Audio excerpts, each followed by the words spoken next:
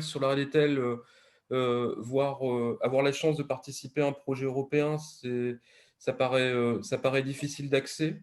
Et effectivement, on a rencontré le Pays Doré, on a rencontré Marion, et on a pu avancer sur la faisabilité d'un projet qui, euh, qui nous tient à cœur parce il est positionné sur le territoire avec les ostréiculteurs.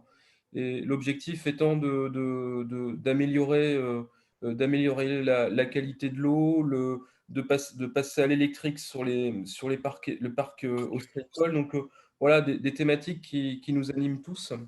Donc voilà, voilà, assez heureux de, finalement, ça se fait assez facilement. C'est ça le message que je tiens à dire.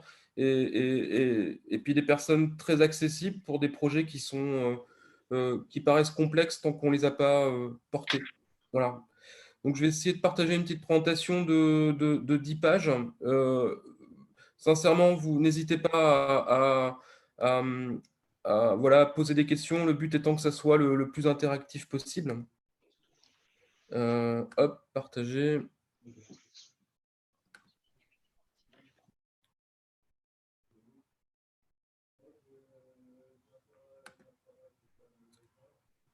C'est bon, ça s'affiche bien? Super. Donc, hop, si je commence par la dernière planche, c'est pas terrible. Donc, le programme, on l'a appelé RCO, énergie renouvelable au service des exploitations ostréicoles de la Rilletel. Donc, dedans, on retrouve en fait des ostréiculteurs avec la volonté d'inclure le syndicat ostréicole de la Rilletel. Donc, on a organisé différentes réunions avec eux pour voir qu'est-ce qu'on pourrait faire pour améliorer la qualité de l'eau et voilà le bilan carbone de ces installations. On a travaillé avec le CRC, donc le comité régional de la conchyliculture, le Pays Doré, évidemment, et de travailler. Donc, le projet, c'est vraiment d'arriver à, à faire des audits énergétiques chez les ostréiculteurs. Ça, c'est la première étape. Et le but du jeu, c'est de voir comment on pourrait utiliser pour leur déplacement une barge électrique, mais qui serait renouvelée avec de l'électricité produite sur le territoire, donc avec des panneaux solaires et une hydrolienne devant le chantier. Donc l'idée, c'est de montrer que c'est possible. Ouais. Euh, Mais ça, c'est des poutres hyper chères, hein, donc c'est pas pour. Enfin, je veux dire, tu les perds pas. Tu déplaces de, pas de, et tu peux te de construire. Par contre, ils sont pourris, c'est un petit peu ça. de pouvoir travailler en fait avec les ostréiculteurs et montrer qu'il y a une facilité C'est bien ça. de travail et voilà, de consommer en fait l'énergie qui provient de la réalité. Donc le constat, c'est qu'il y a un secteur qui est extrêmement dépendant d'un milieu qui est fragile. On a vu le passage en catégorie B malheureusement de la Rélétel en qualité d'eau, qui est sensible. On a un milieu, en fait, on dispose de nombreuses possibilités. Voilà, là, je suis face à la Rélétel et je vois l'énergie du courant. On se dit que c'est l'énergie gratuite qui est produite et qu'on n'utilise pas. Donc, qu'est-ce qu'on peut faire de cette énergie? Sur la Rélétel, on a une cinquantaine d'installations ostréicoles. Donc, on peut effectivement les auditer et voir qu'est-ce qu'on pourrait faire sur un territoire pour essayer de mutualiser des compétences et essayer de démontrer et essayer d'ouvrir de nouveaux schémas d'utilisation de cette énergie. On a fait trois phases. Donc ça, c'est vraiment fait en concertation avec les ostréiculteurs. On a été au-delà. On a aussi inclus certaines administrations utilisatrices de la Rélitel. Donc la première phase, c'est de définir les besoins énergétiques des exploitations ostréicoles et d'estimer en fait ce qui serait possible en termes de panneaux solaires, en termes d'hydrolien devant leur parc et de voir ce qu'on pourrait produire localement pour alimenter leurs installations. Ensuite, on a la phase 2, c'était d'avoir une station d'énergie propre sur la Rélétel avec une installation solaire et une hydrolienne qui permettrait de disposer de 20 à 25 kWh sur le parc.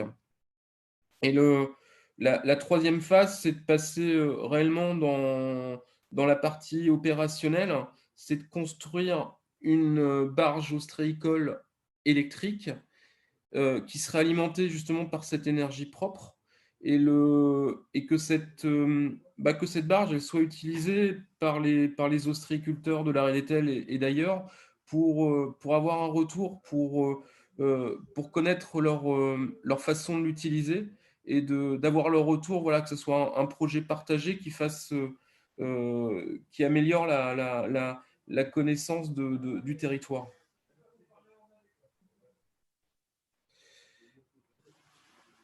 Voilà, je ne sais pas s'il y a des questions déjà sur cette partie-là ou je continue. Moi, j'aurais juste une question. Vous m'entendez là? Parfaitement. Oui. L'hydrolienne qui avait les essais de l'hydrolienne il y a quelques années là sous le pont, elle est toujours en service, non? Alors, on la retirait, on la retire en fait pendant les phases. La commission nautique nous demande de la retirer dans les phases où il y a une activité touristique. Donc, en ce moment, on a une petite hydrolienne. Donc, cette hydrolienne qui avait été testée sera remise à l'eau justement pas tout de suite, ça sera à partir de fin septembre 2021. Mais de toute façon, ça donnait entière satisfaction, quoi, hein, Oui, ça fonctionne très. on a produit environ, sur une hydrolienne d'1,50 m, on produisait en moyenne 20-25 kilowatts par heure. Ouais, c'est Voilà. quand même très intéressant. Et pour un coût d'entretien relativement faible, quoi. Qui était faible. Et puis, moi, ce qui nous a beaucoup intéressé dans cette première expérimentation, c'était de voir l'impact. On a mis une webcam sur l'hydrolienne, et c'était de voir le comportement des poissons et des crustacés par rapport à cette hydrolienne. C'était de voir comment le bar, la dorade, voilà, tous ces poissons-là se comportaient par rapport à ça. Voilà, il y a une anecdote que j'adore, c'était la morgate. La morgate, elle passait dans l'hydrolienne. Elle trouvait ça rigolo, tellement rigolo qu'elle faisait un deuxième tour d'hydrolienne. C'est-à-dire qu'elle refaisait le tour et elle repassait dans l'hydrolienne. Donc c'est amusant qu'effectivement ces énergies renouvelables, enfin elles ont pas d'impact, au contraire sur la faune et la flore qui nous sont chères, quoi. Donc, on peut imaginer à une plus grande échelle, hein, dans des endroits un peu similaires à la Ria d'Etel. Voilà, maintenant, c'est une autre histoire, mais le système est très intéressant. Bah, Merci. on y croit en fait. Là, typiquement, on a une hydrolienne de 66 cm de diamètre qui est sous notre ponton. Et en fait, on alimente tout le chantier naval avec cette petite hydrolienne. Et on est autonome. Donc, les bateaux, le chauffage, tout est produit avec ce courant magnifique qu'on a en Rie-d'Etel. Et aucun impact sur les oiseaux. Vous Non, voyez où je veux en venir. non, non, mais ça, voilà, ça c'est un autre sujet. Merci. Mais moi, ce qui m'intéresse, c'est effectivement c'est du travail de longue haleine, mais qu'on arrive à apprendre à vivre avec, qu'on ait plus de préjugés par rapport à ça, que les écoles voient l'hydrolienne, que la touchent et voient réellement ce que c'est, et qu'on arrive à démystifier un peu ces objets-là. Et effectivement, si on peut proposer une alternative aux énergies carbonées, c'est bien. Voilà. Merci. Donc la phase 2, voilà, j'ai un peu, l'idée c'était effectivement de mettre des panneaux solaires et on voit l'hydrolienne qui avait été testée en 2019. Donc ça sera devant le chantier parce qu'on a une concession maritime. Euh, on a aussi la volonté on est dans un autre projet européen qui est pas le sujet d'aujourd'hui, mais on va tester une hydrolienne de 4 mètres de diamètre à partir de l'automne 2021. Donc, c'est des sujets qui nous intéressent. Et là, ce sera des hydroliennes qui vont produire beaucoup plus, autour de 250 kilowatts. Mais l'idée, c'est d'arriver à quasiment comme la station-service, c'est d'arriver à venir se recharger en énergie propre et en énergie produite localement. Donc, voilà, la phase 3, c'est d'aller dans la réalité parce qu'on a besoin de concrétiser un peu ces innovations. C'est de fabriquer une barge électrique, et de la mettre à disposition des ostréiculteurs pour qu'ils puissent l'utiliser et nous fassent un retour sur cette utilisation, sur ses limitations, comment faire évoluer l'usage par rapport à ces nouvelles technologies. Donc, voilà, l'objectif, c'est qu'à l'automne 2021, c'est que les ostréiculteurs de la Rethel testent cette barge et nous donnent leur retour. Donc, en termes d'intervenants, des acteurs et partenaires, donc le porteur, c'est effectivement notre chantier naval, chantier Bretagne Sud. Euh, en termes de partenaires, on retrouve Guinard Energy, c'est une société qui fait maintenant partie de notre groupe. Le CRC Bretagne Sud et le syndicat austricole de la Rethel. Mais voilà, ce que je disais en tout début, j'essaye de le. En fait, c'est possible, hein. C'est ce qui participait à des projets européens, le FEAMP, grâce aux équipes du Pays d'Auray. C'est possible. On est dans des. On est accompagné. Enfin, voilà, c'est vraiment nous qui étions très timides par rapport à tout ça, on a été accompagnés de A à Z, et voilà, j'ai vraiment envie de passer ce message-là, c'est que ce qui fait avancer le territoire, en fait, c'est des histoires de personnes et des belles rencontres. Et là, on y était tous partants dans ce projet-là. Voilà. Donc, c'est un peu, voilà, c'était un peu le dernier mot, mais je vais répondre à vos questions s'il y en a, mais c'est possible. Et voilà, moi, très heureux de démarrer ce projet européen avec tous ces partenaires.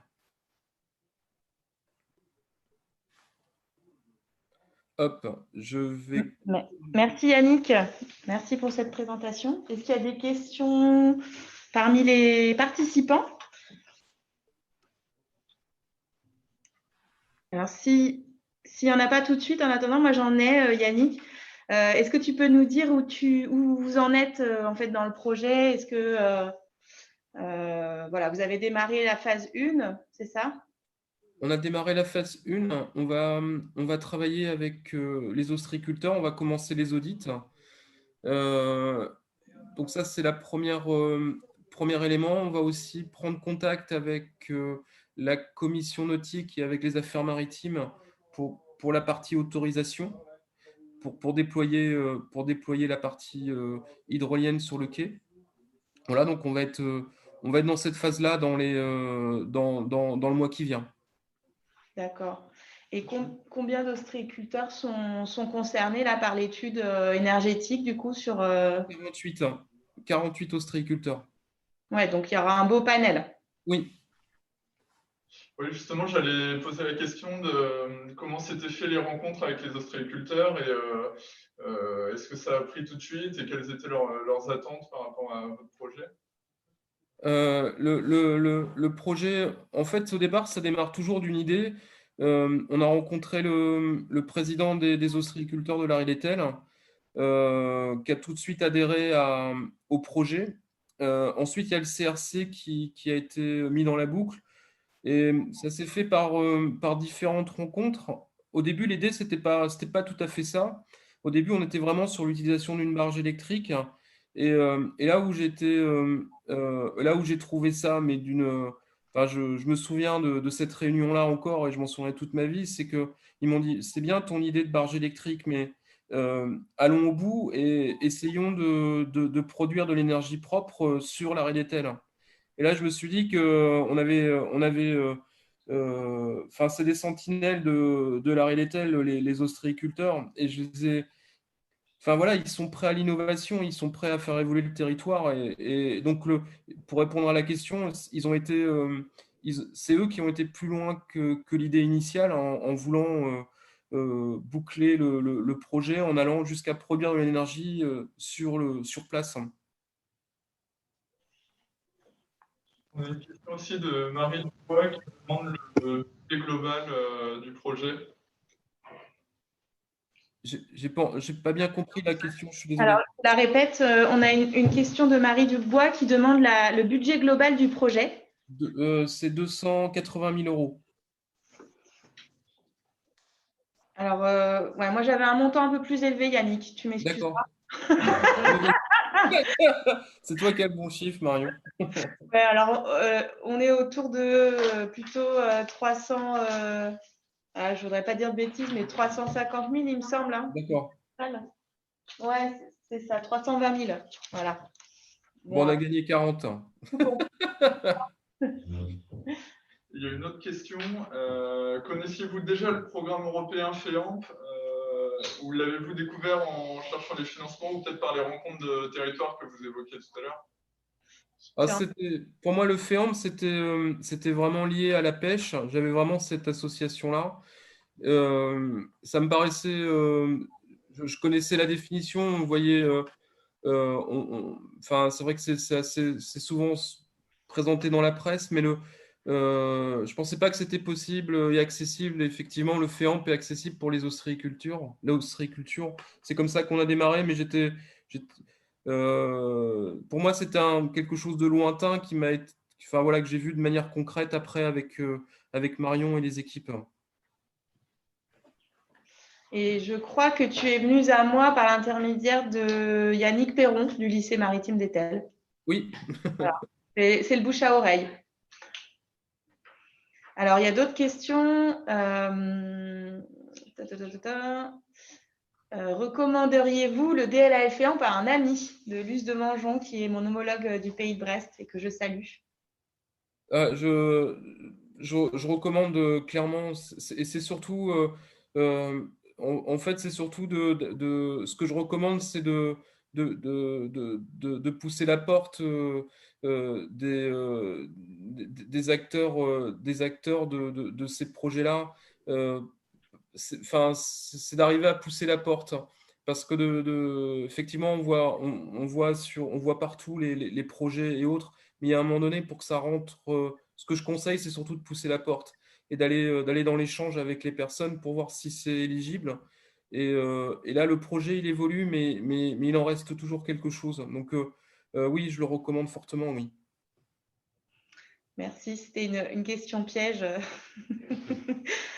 Alors, quelqu'un de Ewan Geffroy demande ton email, Yannick. On tâchera de donner les coordonnées des participants si vous en êtes d'accord. Question par rapport à Économie Bleue, prise de parole. Le réseau national, enfin Serge, pardon, du réseau national, peut prendre la parole. Oui, merci à toutes et à tous. Donc Serge du réseau national, alors seul au réseau, on est plusieurs, mais bon là aujourd'hui je suis présent. Une petite question, parce que on a parlé de l'évolution du FEAMPA vers l'économie bleue, donc vers des acteurs plus larges que, on va dire que simplement le secteur. Ici, on a vraiment un exemple d'économie bleue, c'est-à-dire de tout l'aspect énergétique, d'utilisation de l'espace maritime pour ce volet-là.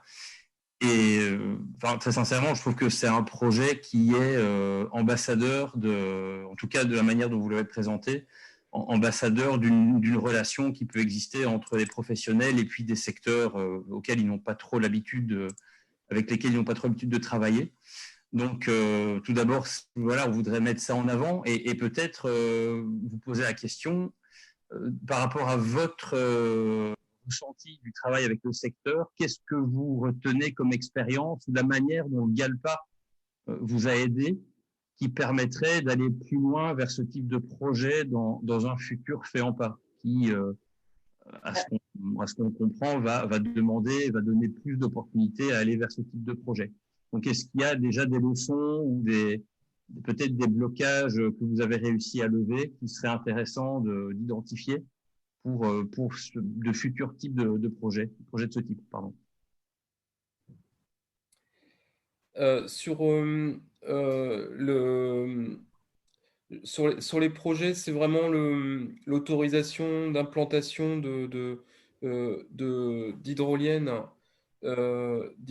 et de panneaux solaires où effectivement, quand on est au bord de l'eau, c'est des choses qui sont complexes. Dans la loi NOTRe, il a été rajouté le droit à l'expérimentation, ce qui au début, il n'y avait pas le domaine maritime qui avait été inclus. On a réussi à le mettre. Et ce droit à l'expérimentation, il est important parce que ça permet effectivement de tester ce type de choses. Et on rate. Le but, c'est de tester, c'est d'essayer. Donc, d'un point de vue réglementaire, avec cette nouvelle loi, on est quand même, on est quand même, on s'est mis à l'abri et on arrive à avancer. Les verrous, pour moi, ils sont plus, enfin, ils sont plus dans, comment dire, sur l'acceptabilité sociale de ces nouvelles technologies et d'arriver à vivre avec. Voilà, l'hydrolienne, j'ai entendu la question sur l'éolien avec l'impact sur les oiseaux. Sur l'hydrolienne, j'ai eu des milliers de personnes à poser la question pendant des années sur l'effet sushi. Est-ce que les poissons allaient être découpés et ainsi de suite? Est-ce que le bruit des pales allait faire fuir la dorade? Enfin, j'ai eu des questions. Enfin, c'est pour ça que pour moi, ces projets-là, ils sont importants parce que ça permet que les gens touchent, que les écoles touchent, que les enfants pour moi, les meilleurs alliés dans ces nouvelles technologies, c'est les enfants parce que quand ils rentrent chez eux et qu'ils expliquent aux parents qu'ils ont vu, c'est eux qui portent les choses. Voilà. Donc, pour moi, les verrous aujourd'hui, d'un point de vue réglementaire, la loi NOTRe a permis des choses. Et c'est plus le verrou sociétal qui est d'acceptabilité sociale qui est fort. Merci Yannick. Moi j'ai une dernière question et après je crois le temps, voilà, normalement on est censé passer la vidéo, mais puisque je profite que le réseau national soit représenté par Serge pour poser la question, on est d'accord que là au niveau national il n'y a pas d'autres projets de ce type-là. C'est un peu un projet pilote. Oui, enfin, à notre connaissance, enfin ma connaissance en tout cas, c'est quelque chose qu'on n'a pas encore vu. Je pense que des tests, je pense notamment à Arcachon sur des barges électriques, il y a des choses qui ont été testées sur un programme vraiment, je veux dire, holistique de production d'énergie, de boucle, vraiment de cycle de production et utilisation d'énergie renouvelable. C'est quelque chose qui m'a l'air assez unique, oui. Et il faudrait, à mon avis, je pense, mettre en avant lors de nos prochaines rencontres. Et ouais, et Juan Geoffroy dit même au niveau européen, voilà, ça peut être intéressant à mettre en avant parce que c'est pas courant. Et donc Roland Le Sauce nous dit enjeu énergétique, oui, mais aussi un enjeu industriel pour le Pays d'Auray, puisqu'il y a des emplois derrière, à la clé. Et un dernier commentaire, je suis très content là, que vous ayez mentionné là, ce règlement, enfin la loi NOTRe et puis le droit à l'expérimentation. C'est peut-être quelque chose qui devrait vraiment figurer peut-être à l'échelle des futures stratégies GALPA. Alors c'est certainement déjà le cas dans plusieurs d'entre elles, mais vraiment comme un axe de travail dans les différentes fiches actions, comme étant un guide de sélection de projets, de se rapporter à ce droit d'expérimentation sur le littoral. Ouais. Et je vais vous citer une anecdote, si je peux me permettre, Marion. C'est que dans la loi NOTRe, le droit à l'expérimentation n'avait pas pensé à inclure le domaine maritime. Et je pense que c'est important c'est Philippe Loret qui a poussé cette idée-là auprès de Bruno Le Maire, qu'il fallait à tout prix inclure le domaine maritime dedans. Donc, le Pays d'Auray, c'est lui qui a porté le fait que dans la loi NOTRe, on parle d'expérimentation aussi dans le domaine maritime et non pas que dans le domaine terrestre. Voilà, donc enfin, voilà, je pense que c'est important de le souligner. Sans ça, toutes les expérimentations qu'on peut faire, on travaille sur ces sujets-là, sur l'innovation. Et la loi NOTRe, aujourd'hui, elle nous ouvre des portes énormes, mais grâce à l'intervention de Philippe Loret il y a quelques années. Merci pour cette conclusion. Donc, on va retenter l'expérience il faut que tu départages ton écran, donc tu arrêtes le partage.